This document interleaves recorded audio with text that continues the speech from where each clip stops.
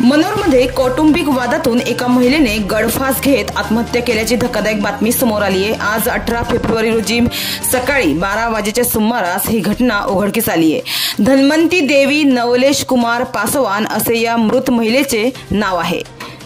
धन्वंती देवी पासवान वय वर्ष 28 या महिलेचे काल 17 फेब्रुवारी रोजी रात्री 9:30 वाजेच्या सुमारास पती नवलेश कुमार पासवान यांच्यासोबत घरगुती कारणास्तव भांडण झाले होते। मात्र याच भांडणातून आज सकाळी तिने इतकं टोकाचं पाऊल उचललं आहे, यामुळे तिच्या पतीला देखील मोठा धक्का बसलाय। या पासवान कुटुंबियांचे मूळ गाव बिहार आहे।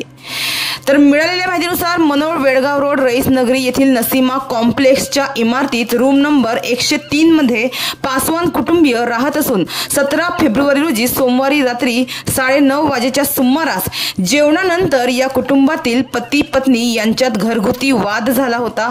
तो वाद म्हणजे पतीने दिलेल्या फिर्यादीनुसार आता मुलांची परीक्षा झाल्यावर आपण गावाला जाऊ, तेव्हा आपण तिकडेच थांबू, कारण इकडे मला पगार कमी असल्याने खर्चाला पैसे कमी पडतात।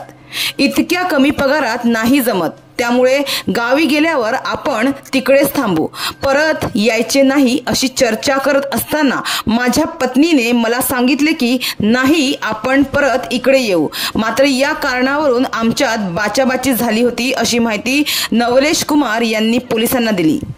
तर पुढे त्यांनी दिलेल्या फिर्यादीनुसार आज मंगळवारी सकाळी नेहमीप्रमाणे धन्वंती देवी पासवान हिचे पती नवलेश कुमार पासवान वय वर्ष 28 हे सकाळी 8:30 वाजेच्या दरम्यान मस्तान नाका येथील कुमार मेटल या कंपनीत कामाला निघाले, तेव्हा पत्नीने डब्बा सुद्धा बनवून दिला। तो घेऊन नवलेश कुमार कामावर गेले। त्यानंतर धन्वंती देवी हिने सुद्धा 9 वाजता आपल्या दोन्ही मुलांना शाळेत सोडले व ती घरी आली। घरी ती एकटीच होती। त्यानंतर तिने हॉलमधील छताच्या पंख्याला एका गुलाबी रंगाच्या ओढणीच्या साहाय्याने गळफास घेत आत्महत्या केली। या महिलेला 2 मुलं आहे। मुलगी साक्षी पासवान वय वर्ष 7 आणि मुलगा चिराग पासवान वय वर्ष 5। माहितीनुसार आज दुपारी 12 वाजेच्या सुमारास नवलेश यांच्या शेजारी राहणारे व सोबतच काम करणारे मिथिलेश भगत यांच्या पत्नीने फोनद्वारे नवलेश यांना तुमच्या पत्नीने गळफास घेतला आहे अशी माहिती दिली, तेव्हा ही घटना उघडकीस आली। तर माहिती मिळताच पती नवलेश पासवान तातडीने घरी आले आणि त्यांनी पाहिलं तर त्यांची पत्नी पंख्याला लटकलेल्या अवस्थेत दिसून आली। नवलेश यांनी आजूबाजूच्या लोकांच्या मदतीने पत्नीचा मृतदेह खाली उतरवून मनोर ग्रामीण रुग्णालयात दाखल केलं, मात्र तेथील डॉक्टरांनी तपासून तिला मृत घोषित केले।